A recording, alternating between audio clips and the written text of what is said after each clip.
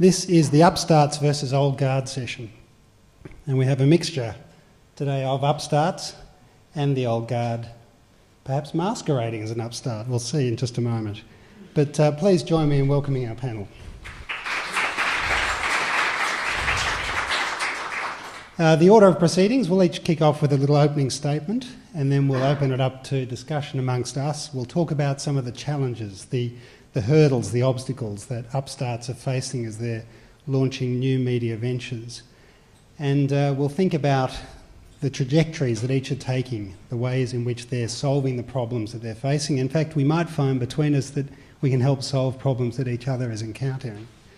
And then, of course, we want to gauge your views and open it up to the floor and get you engaged in the conversation as well. So, Phoebe, let me start with you. Phoebe Montague is... she founded the fashion and style blog Lady Melbourne in 2007. The blog has grown to include a social media reach of over 50,000 unique likes, fans and followers across platforms like Twitter, Instagram and Facebook. Phoebe, tell us about this venture. I'm the founding editor of Lady Melbourne. I started it in 2007 when blogging was virtually non-existent, and we were talking backstage about how I made it a success, and I was likely because I just didn't have any competition. That's all changed almost 8 years later. Now I work in a marketplace that is flooded with competition, so it's almost harder now than ever to keep what I do alive. I had run my own fashion label for about 7 years, and I'd lived in London and Sydney. And I came back to Melbourne and found that I didn't see the way I saw Melbourne represented in mainstream media. If you wanted to read about fashion and culture and lifestyle in Melbourne, we had things like Good Weekend, but that was very short snippets, or you turned to most of the major publications which came out of Sydney. And that wasn't satisfying to me. So a girlfriend of mine said, "Why don't you start a blog?" And I said, "I have no idea what you're talking about."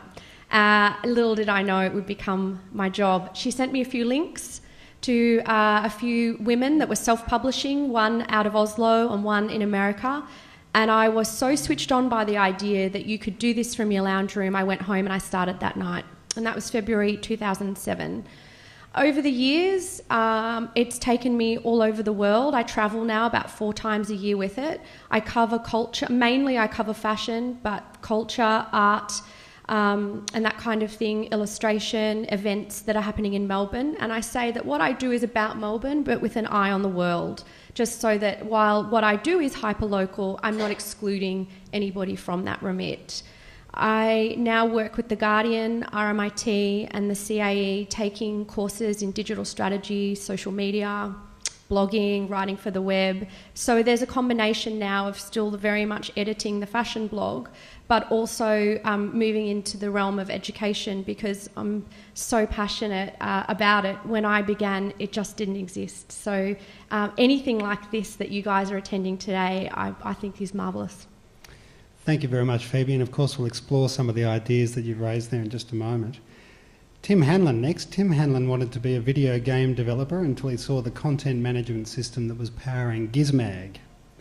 After co-writing its replacement in 2003, which intrigues me, Tim, I want to know more about that. He went on to wherever he had in the company before accepting the position of managing director in 2010. So tell us briefly a little bit about Gizmag.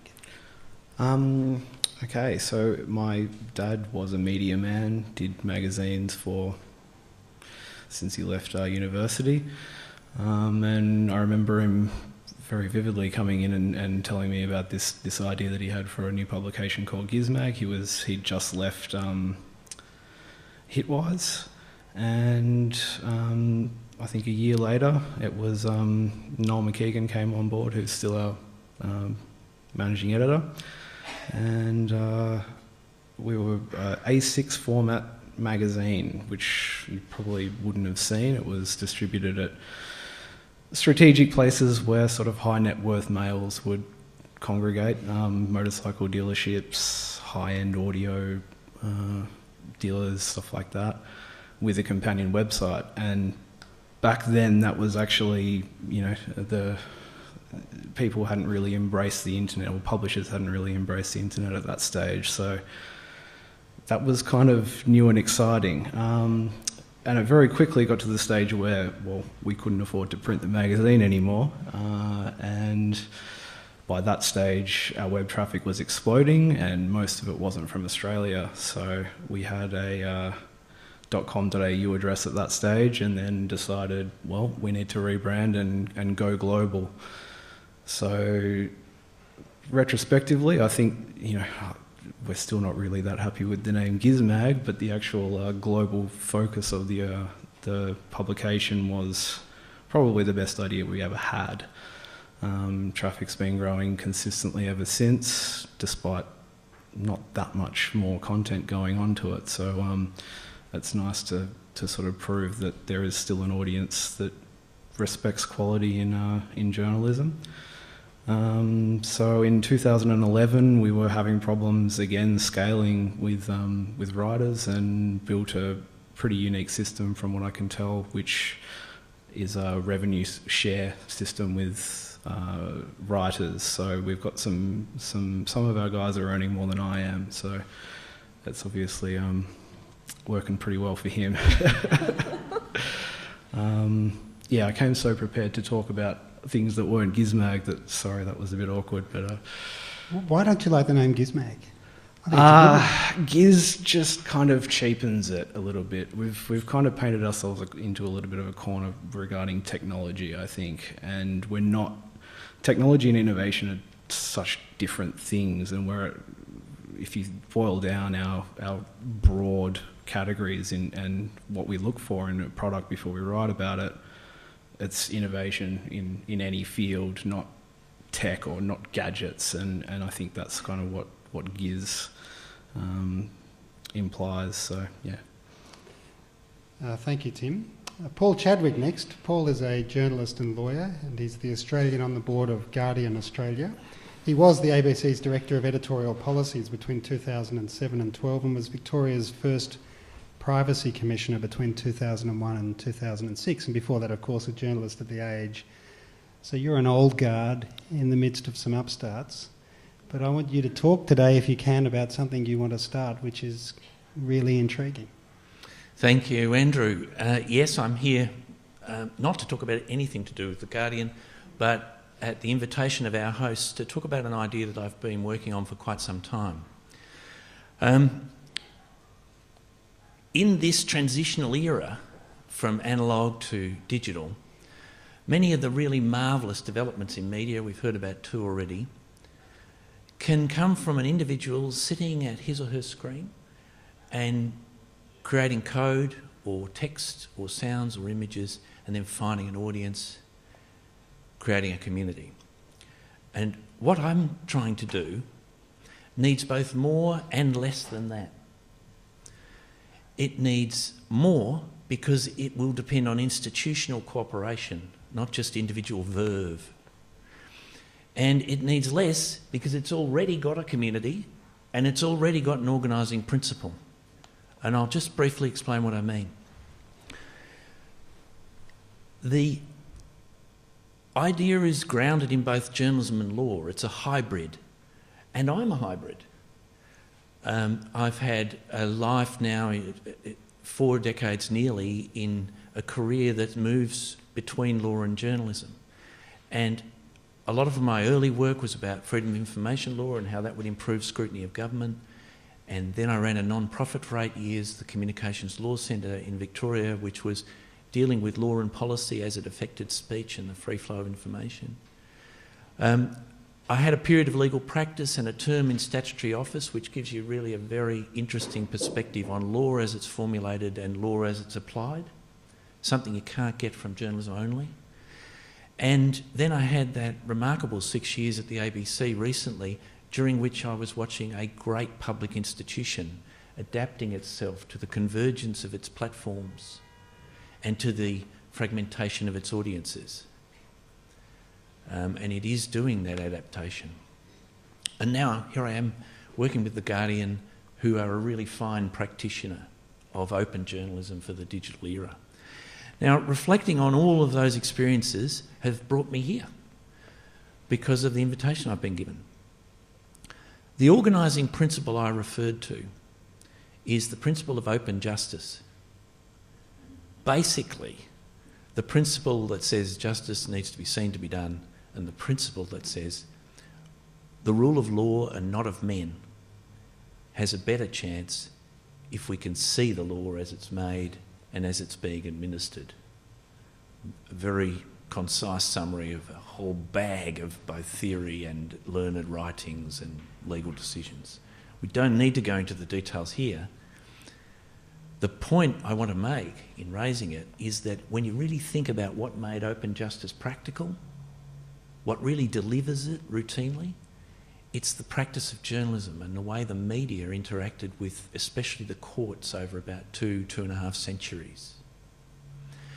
But in that transitional era we're talking about, that time we're in now, some of that's falling away. And it's a worrying thing if you care about that principle of open justice and the way it interconnects with rule of law in a democratic society. The traditional institutional media are employing fewer journalists to do that sort of work. They're spending less time and resources on legal matters. What I would like to do is contribute during this transitional period, because of my hybrid background, to the beginnings of something which will help to fill the gap. I'm trying to be not revolutionary but incremental. I have a suggestion, not a dream. I call this idea law media, just because it's a convenient working word. And the basic idea would be to create a digital information service about the operation of the law. Very briefly, it would have 3 content categories, broadly speaking. The first would be to aggregate what already exists. There's lots of really useful work about the law that's done by academics and community legal centres and civil service or civil society organisations, the courts themselves, the law reform commissions, etc. But sometimes that's hard to find, and one of the great skills of journalism is to source things, to edit them and to present them in digestible ways. Second type of content would be to generate some that fills that gap I was describing. As the traditional media withdraw under cost pressure from the coverage of the law and law reform issues, you would hope that by gathering together either crowd-based repertorial skill from, for example, the universities, or paying for it, you would be able to generate coverage that fills some of that gap. And lastly, and the most difficult part of the task, is to try to encourage, then host and collate the proceedings of the courts and tribunals and inquiries in one cyber location.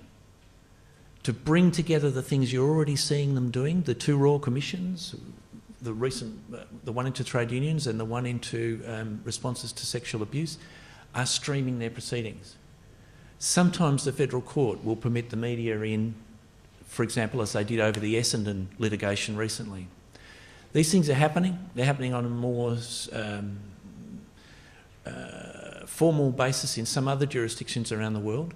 But the great and exciting thing is the way that technology facilitates it, reduces the cost barriers. As scarcity disappears as an organising principle for broadcasting, and internet protocol TV develops, as broadband spreads out, there's much more possibility of these specialised information offerings. Lastly, I've been strongly advised that the Australian market is not strong enough, not big enough, for this to be a commercial proposition. So I believe that in the early stages at least it'll be founded on philanthropic funding. And I'm at the moment engaged in trying to draw together the institutional cooperation, the resources and the personnel to make this idea real. I want to thank the organisers for giving me the opportunity to speak about it here and you for your attention. And maybe at a future New News conference I can come back and tell you how I went. So there you heard it first here, Law Media. I think you can come up with a more imaginative name than Law Media. I think have a chat to Tim. Gizmag might give you something to aim at. Now, so here we've got law and justice, innovation and gadgets, fashion and style. We can link all those, that's easy. Let's talk about barriers to entry. The thing about all of your projects is that they involve the making of media outside the mainstream. You said in 2007 you went home and started blogging. You took a magazine and made it international. Is it right to say that the barriers to entry are low, or are they actually getting a little bit higher? All right, I'll take that one. You can get a domain for $3. You can get a WordPress host set up for $2. You know, this is the costs are as close to zero as they're going to get now. You can plug into AdSense and all that sort of stuff, but actually taking that first step, that getting that first employee, understanding the changing advertising landscape, or like, and it goes on. How do I keep my site up? I just got a spike of traffic from social media and my site went down. All those problems are so difficult to solve if you don't know the right people. So harder than ever. Harder than ever. What do you say, Phoebe? I agree and I don't agree. Did you hear that? He said, that's okay. He's really gorgeous. He's absolutely right. It's so cheap in monetary terms. You can, well, it actually doesn't cost you anything you know, if you want to pay, you can buy a beautiful WordPress theme and, you know, get unlimited hosting, and it might cost you up to $100 to get started. What a lot of people don't realise is the time that it takes, because you are then become the publisher, the editor, the sales manager, the advertising executive, you know, all of those things rolled into one, and that takes a lot of time. So when I'm talking about blogging or talking to people that want to start, the barrier to entry is very low. It's sustaining it that is what really seems to snag people, and you have to be a problem solver. So like Tim said, if you know, you need to either know the right people. When I began, I didn't know the right people. Google was my business manager, and if I couldn't work it out myself, because what I was doing was very new, these kind of conferences just didn't exist, I would say to myself, look, it's the internet, it's a computer, it's software, I can't break it. Surely there's an answer. I'm not the first person in the world to have done it. And I would just work through searching for an answer online. These days, chances are if you've got a problem with your WordPress blog, someone else has had that problem, made a YouTube video and uploaded it. It's had 40,000 views. The way you can problem solve in 2014 is so much easier than what it used to be, than when maybe Tim and I started. So you still need to know the right people. You know, I had to get an accountant. That was something totally foreign to me. But you also just have to have the ability to say, I'm going to take this on and I'm going to solve these problems myself. So Paul, what are your initial barriers to overcome in your venture? Well, I'll try not to repeat the observations that have been made. All I'd say in brief is clearly resources are everybody's issue. And I think, subject to Tim's view, that the technology is actually easier. So, for example, one of the early resistances to the idea of televising court or any legal proceeding was that the cameras were big, intrusive, distracting and noising. And now the cameras are tiny and silent and capacious and often already embedded in the courtroom for security and transcript and other purposes. They're recording you now. So there's lots of technological advantages. The main issue I think that I'm going to be dealing with and am dealing with is a sense of reserve by the law as a culture. It's to do this you need to bring together a culture that's not used to this sort of idea, this sort of expansiveness, as it were, or a cooperation with the technology, with all of those things, and yet understands and has deeply in it this notion of open justice. And that's interesting. A small story, a short parable about some of the obligations. I went to see Steve Brill in New York, the guy who developed what's now known as Court TV. And I asked him, what obstacles did you face in about 1980 when you were doing what you were doing? And what do you think I'll face now, trying to do this in the way I'm trying to do it, given the technological environments in which we were both operating, you in 1980 and me now? And he didn't think for very long. He just immediately said, you have to persuade and assure the judicial culture that this is consistent with the proper administration of the law. And his story was that he went to see Justice Rehnquist, who was then the Chief Justice of the Supreme Court of the US. And he said he persuaded Justice Rehnquist that he should introduce cameras into the Supreme Court of the US. And I said, well, it's great, Steve, but I've never seen anything from the workings of the US Supreme Court. I've seen the District Court, I've seen other courts. What went wrong?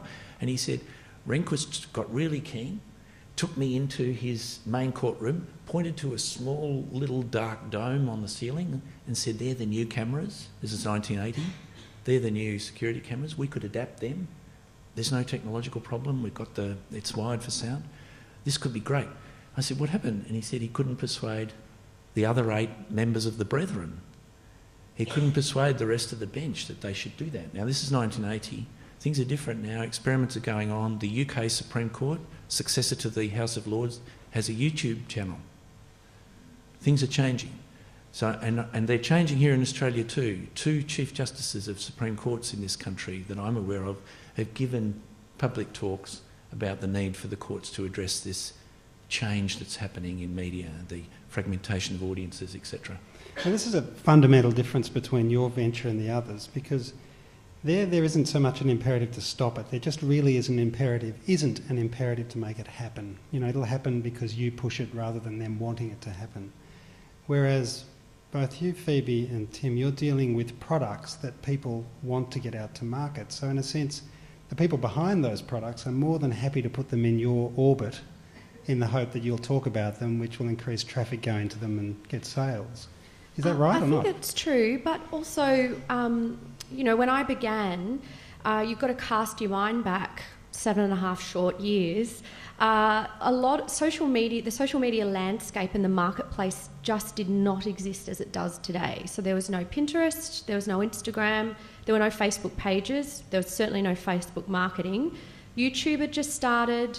Facebook existed as a place where you were prescribed by Facebook what you would put up. Do you guys remember when you'd say, I'm feeling today, or today I'm feeling, and you would put in whatever feeling you were. Now you can, you know, put in just about whatever you like. When I would tell people that I have a blog or I'm a blogger in the beginning, most people had no idea what that is. They'd say, is that like MySpace? What is that? While I've got formal journalism qualifications, it was very hard to be taken seriously by my peers, but I didn't let that stop me. And I felt like if the people around me and the industry around me wasn't changing, that didn't mean that I should stop what I was doing. So while now it's very easy to sit here and say, oh, look at all these followers I've got and tweet me and let's have this conversation, it wasn't always like that. But that wasn't going to, just the fact that people either didn't know about it, didn't care, or didn't take you seriously, and that was a big thing in the beginning, very resistant to change, mainstream media. I mean, the Herald Sun still won't interview me because they see me as competition. So I won't, that, you know, we don't have anything. I know the journalists, I've got good friends that work there. You should take that as a compliment. But if we're at an event, or if I'm working with a brand, or I'm working with a milliner and they'd like a comment, they won't take that. I mean, that resistance is still there, and I've been doing this almost 8 years, but you can't stop.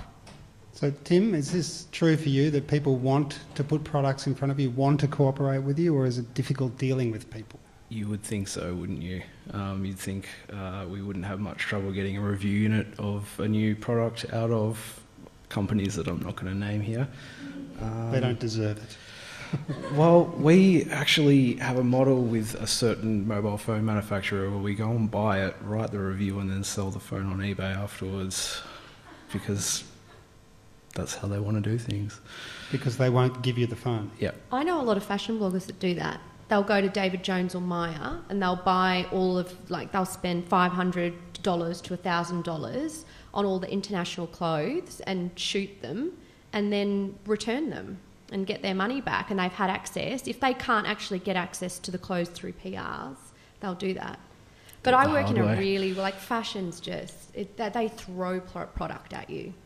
So, but this isn't the norm then? Generally people will give you a product that you want to review? It really depends on what vertical. Motorcycles we have no problem with. Certain other ones... Presumably you give the motorbike back to you?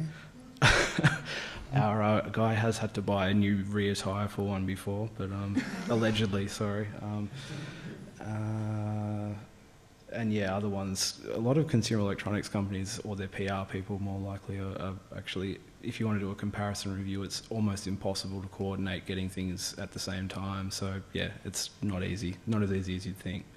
And I couldn't imagine what it would be like for, an upstart now trying to convince someone to give them something. Is that because there's now so much competition out there? There are so many others trying to emulate your success that in fact it's become a crowded market? Oh yeah, absolutely. How crowded is it? I have no idea how many tech blogs there are out there, but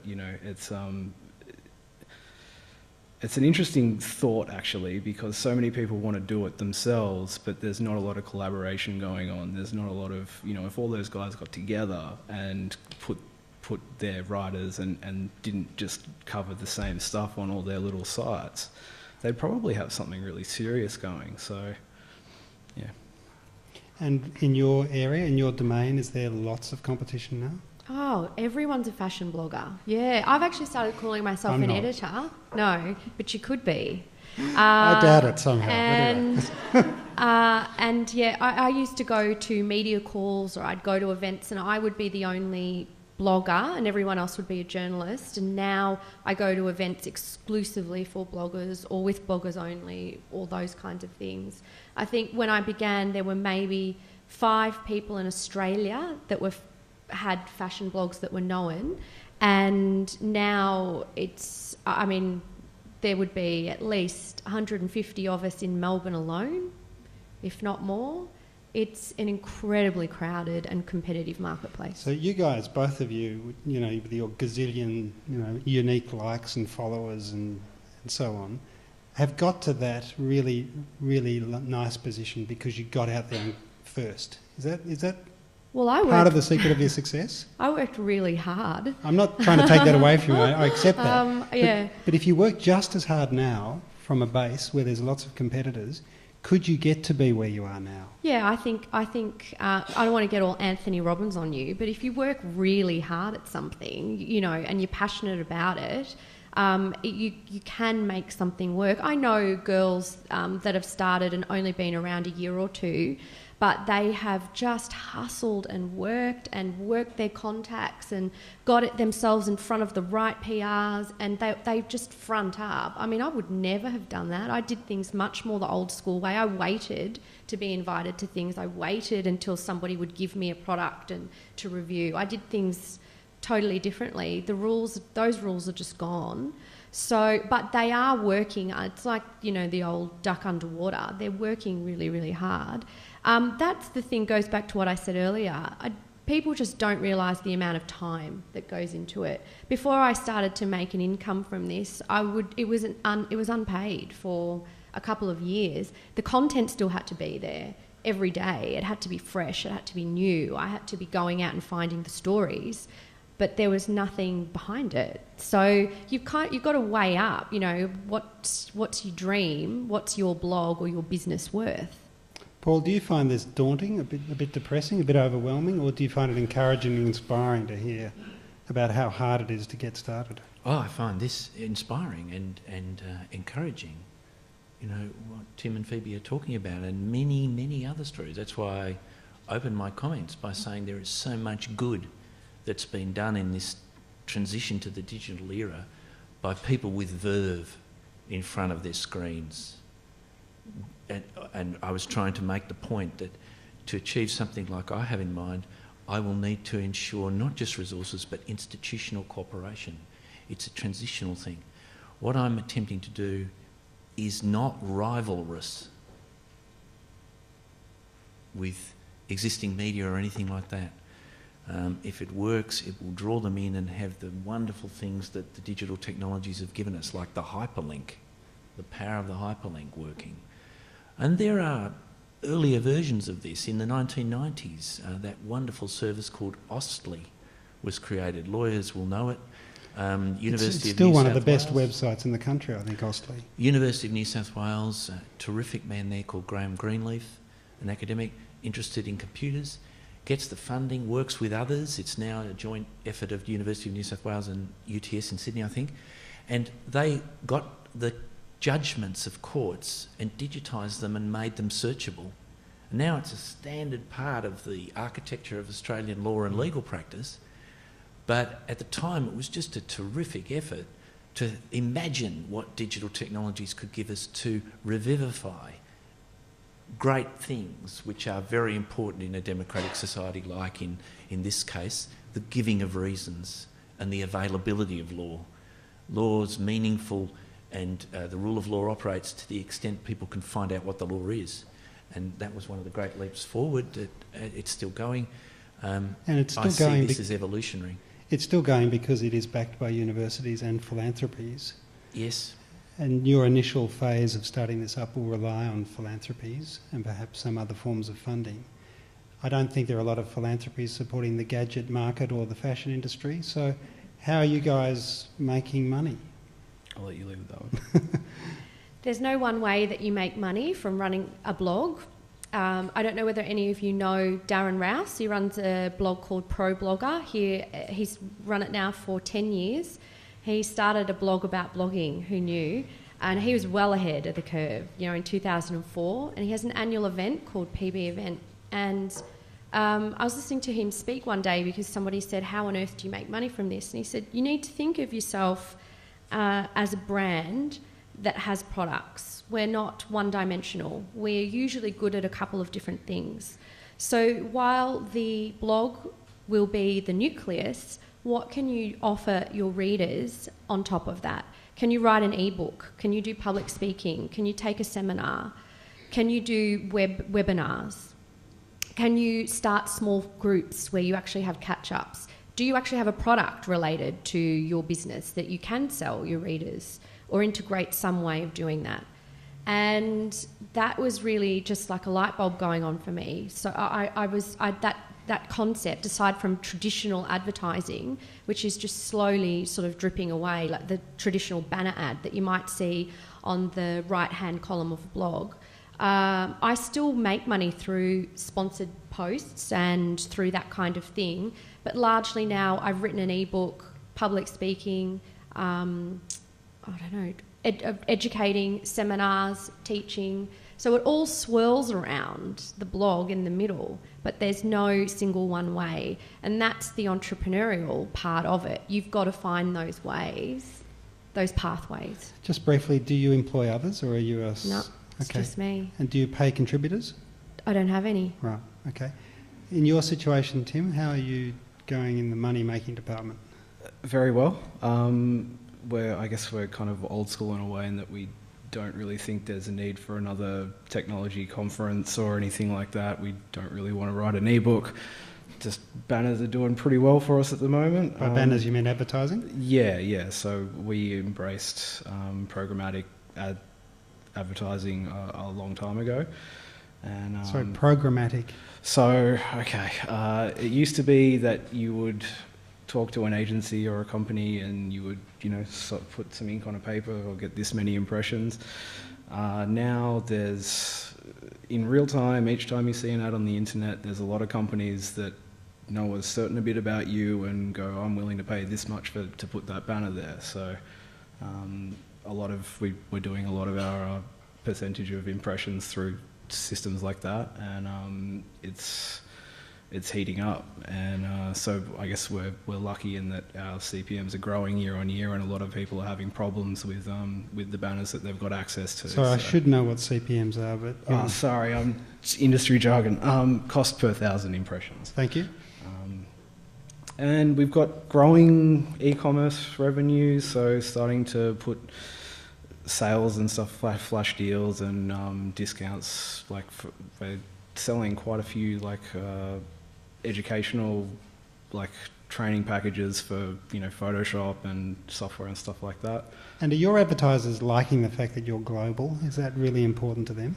Actually, yes. One of our direct advertisers at the moment is a smoker company, so they make digital meat smokers, which are absolutely awesome for slow cooking stuff. And they're so they don't need to be in a plain package. There's smokers. Because you're not talking about cigarettes. No, thank you for clarifying that. So yeah, they're a small company in Canada doing quite well, and they don't want to target one particular market. They just want to grow their sales everywhere, and that's why they came to us, and they're having good success with it. So, but there's other companies that have, for no reason have. Their Australian arm won't want to buy advertising with us, but the people at headquarters might really like the site. So yeah, I've had that. Yeah, too. I think you've got to know your industry though. So it really, both of our examples demonstrate that there's no one way to make the money, and it really depends on your industry and who your focus is. So for me in fashion, people work in a really different way than people that are selling advertising for, say, the tech industry.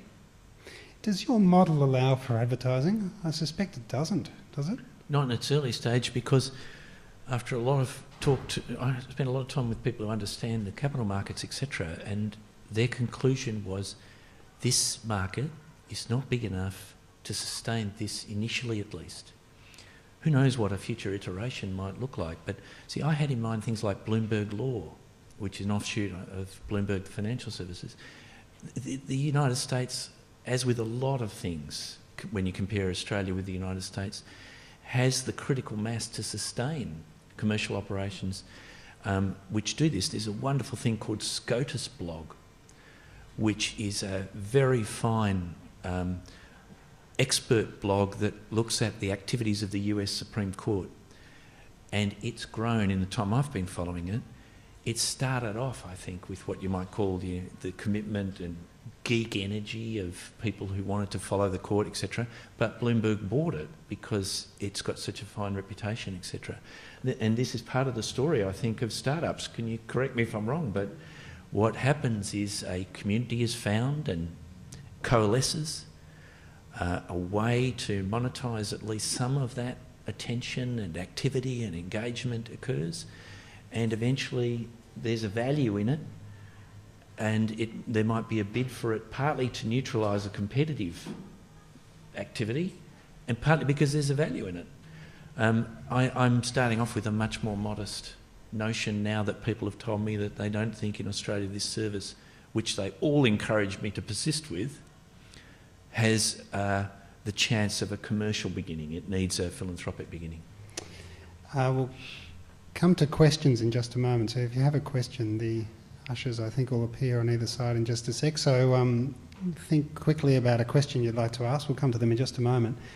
As a one-person operator here with this blog, Phoebe, where does the journalism sit in this? Because you would have had the journalism lectures where you would have been told about the sanctity of being true to the journalistic cause. But then when you're trying to make money as well, and you're a one-person operator, I would imagine that from time to time those two ideals are in conflict. Yeah, because you're everything. You're the every person. Most journalists don't have to worry about advertising or any sort of conflict because there's an advertising department and an editor and a publisher that all sit in front of them and deal with that kind of thing.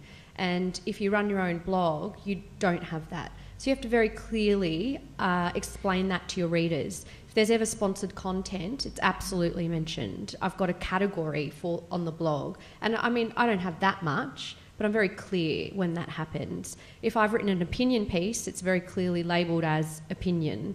And I think because there's a conversational style in blogging that my readers understand what hat I'm wearing. It must sound very complex and confusing, but I think that if you're a good writer and you can communicate clearly, your readers are really going to understand that. Do you feel the compromise from time to time, Tim, as in this realm of trying to be true to the ideas of journalism while reviewing a product from somebody who may or may not be an advertiser? I'm constantly amazed at what people think we'll do for $100, but it's not an issue for us. We just say no thanks, or in most cases just ignore the email. So yeah, you just say no. What do they want you to do for $100? Undisclosed advertorial, putting links that to their sites for small amounts of money, which will get us banned from Google and all sorts of. What if they gave you 150? Would you do it then? $1 billion. Yes? No? Let's do a deal. Are there any questions? Anyone like to... Yes, there's one here. This is relevant to what you were just saying. In the Sydney Herald, I think it was yesterday, there was like a half a page editorial news story, allegedly, on a new blog by Michael Clarke's wife. I can't think of her name. She's on Dancing with Kylie. the Stars. Yeah. Did you see the article? Maybe it was in The Age as well, but I wondered it was a blog about how to live a healthy lifestyle, and it was great detail on, have a shower after you exercise and all these amazing tips. Thank God for Kylie And I can't Clarke. fathom how that story got placed in the Sydney Herald, and I wondered if you can't get an interview with the Herald Sun, so how did she get that coverage? She'd have a great publicist. I think Michael Clarke's got excellent representation in Sydney, so I would say that his and her management have contacted the journalist, or even by the sounds of things much higher up the chain, and suggested the story. He has incredible pulling power, Michael Clarke. His wife is becoming more and more of a celebrity. Newspapers need stories like that to actually move them from the newsstand, into people's hands. So I would say that more and more of what you see has come straight from the mouth of a publicist or PR in regards to celebrities and sports people. Mind you, having a shower after exercise is a good idea. That's what I've been doing wrong. Yes, there's one up here. Hi there. My question is, do you think, given that journalists are, reducing in numbers and anyone can blog, do you think that there's a credibility issue? Not that I'm suggesting journalism is perfect by any means, but at least with old school media, there's some sort of intention to be objective, and with the blogger there isn't. Deliberately there isn't. Is there a credibility issue, and are we, as an audience, losing something if we're losing traditional journalists? Can I suggest, Paul, you have a go at that one? I think in the end, and this is partly what's so wonderful about the times we're in, the credibility issue is sorted out by the audience. It's true that over many, many years journalism developed important disciplines of verification and other things, but there are other ways to do this as well, and we need to be open to them. For those who are interested, there's a very fine study put out by the Columbia Journalism Review in the US called, I think, and I'll be corrected by learned members of the audience who I can see here, something like Post-Industrial Journalism, Emily Bell and others who co-authored it. There is many ways to communicate. The journalism we think of as institutional now grew up in that really vibrant, disaggregated time of the early printing press. So I don't think so, and I think that the audience will sort it out. What the existing brands need to remember is that the reason they're brands, the good ones, is that they've set themselves certain standards and tried to adhere to them. And where they've failed them, they need to own up to that, etc. There are lessons around us in recent history where brands suffer greatly if they don't meet the standards that they say they'll meet, or if they do wrong and they're discovered to have done it. So I feel very confident that the smallest, newest voices will be sorted out, and the standards they set for themselves will be sorted out by the audience. I also think it's wonderful that the audience can talk to each other so effectively. I was trained in a journalism culture years ago where the audience could try to talk back to the great big megaphone, but if it didn't want to listen or run their letter to the editor, they were absolutely mostly silenced. And that's different now, and that's good. And the audience is much more savvy, isn't it, about these different kinds of journalism happening, the hybrid forms, the many different forms of advertorial that are occurring now, you know, where there is disclosure and where there isn't, where there's product placement. The audience gets it almost intuitively. Do you find that?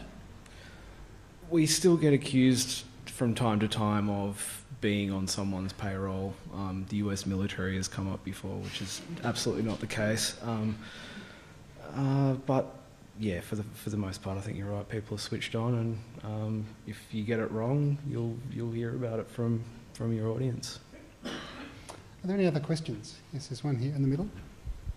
Hi, Phoebe. You mentioned earlier that there was you described your site as being hyper-local yet global, and Gizmag made a conscious decision to go international, and part of that was dropping the .au from the end of the address. I was wondering if you could talk about the trade-offs between covering like Australia or Melbourne, then deciding consciously to go international, and the impact that has on advertising.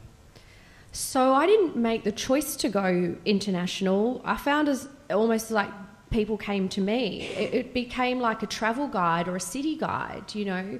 It wasn't conscious that I thought, I've got to find an audience in Malaysia or wherever it was. Because I was writing well, if I do say so myself, about the city, people started to pick it up, so that audience found me, if you like. I had to keep them though, so then I had to make sure I wasn't writing in such a way that used a lot of slang or a lot of colloquialisms or jargon, or talking about things in a way that if you weren't from Brunswick or St Kilda, you wouldn't get it. I cottoned on to that early on through a few really hilarious sort of blog posts that people from overseas read and just could not understand, you know. What do you mean, seagulls of St Kilda? I thought seagulls was a bird. Should I go? Is this a bird shop? I'm coming to Melbourne. Please explain. I mean, I was talking about a fashion shop, you know. But so you can't be too literal like that. There wasn't a decision for me to take it global. It went there, but then I saw it as my job as the editor to make sure that I kept that readership. Does that answer the question? Do you have to internationalise what you write? We use US English. Yeah, that's a difficult one. I don't like it, but it's difficult because you can, and especially for people in countries where they learn US English, you might say things that don't make sense, or they will correct you because you haven't spelt colour the correct way. I imagine the Supreme Court bench wouldn't take well to Americanised English. They're still working with Latin, aren't they? I think, actually, you'd be surprised. The sort of the plain English movement in law is long-standing. What I have noticed, and I hope developments like the ones I have in mind will accelerate this, is that there's a terrific cross-pollination in law, not just in the common law countries that share a certain legal tradition, but more broadly, especially in human rights law, but not only in human rights law, where because of the magic of digital technologies and the ability to translate more readily and more quickly, people who are engaged with some of these principles of law that apply across all jurisdictions are able to see how different cultures' legal systems are doing it. That's another plus. The internationalisation of these things is terrific, but as Phoebe says, you've got to watch out for the sort of local jargon because it can be genuinely very puzzling. Also, remember that the internet is international. You're on the World Wide Web. So people are, it's the whole world is out. That's your audience. So while I started Lady Melbourne, which was about Melbourne, it was on the internet. So you never know where people are going to or from where people will find what you're doing. Where's your most remote reader come from? I have had somebody from Rwanda. Yesterday I was actually looking at my traffic and I had Ukraine, of all places. There's some people reading from the Ukraine. Most of my traffic is Australia, then the US, UK, and then usually Malaysia and Singapore fight it out for about, I don't know, 4th spot. I'm never really entirely sure why those countries, what appeals in those countries, but it does. And then, yeah, you get the really random, like Rwanda or Ukraine. Well, Ukraine's not obscure, but Saudi Arabia, that always amazes me. Give fashion advice for Saudi Arabia. Oh, don't eat. I mean, it is just amazing, the industry there. There was a thing on the ABC. Did you guys see it about? They called them hipster hijabis. Hijabi hipsters. It's a sweeping across, and they just had a massive conference for Islamic fashion bloggers in Dubai. Another question? Yes, here. We heard earlier about how you deal with issues of standards. I'm interested in whether you get complaints about breaches or other issues from your readers and how you might deal with those to pick up the accountability side of the ethics. I don't. Maybe you guys want to... I just don't really... I write about fashion. It's not that controversial. It's not political. I'm not offensive. I don't swear. I'm very clear, I'm very open. If anything is editorialised or sponsored, I don't have to deal with that. But Tim? Aside from the odd spelling mistake and factual error, we don't really have many problems, so factual error is not very common to clarify. But we have in our midst somebody who's had to deal with a lot of complaints and has had to think about how to regulate dealing with complaints, because of course that was part of your job, in a sense, at the ABC, was the architect of the editorial policies. I mean, startups, are they accountable? Do they need to be more accountable? Have you thought this through? No, I haven't, in relation to startups like Phoebe and Tim are representing here. As I say, one of the benefits of this, of the immediacy and the informality, if you like, of what's occurring, compared to, say, the big institutional structures that, you know, on the one hand I was dealing with it when I was at the ABC, responsible for that, or when I was part of the committee that revised the Journalists Association Code of Ethics and Structures for Self-Regulation. They're quite different to this, and I trust the audience a lot. I think the audience they will withdraw. Oh, you'll lose. Yeah, if people think you're being fake, you've paid, clearly you've taken money for something, they'll just leave, and you can see it in your analytics. They'll just, for whatever reason, if you are just not producing top-notch content or that, and that kind of thing, they will walk to the next blog or the next website because they can. Sorry, Phoebe. They also tell on each other, and that's okay. Journalism does that too, or it ought to, because institutional journalism wields power.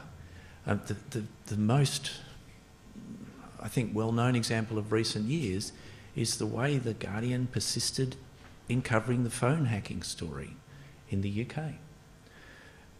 In Australia, Media Watch has done a lot of work to scrutinise other media outlets.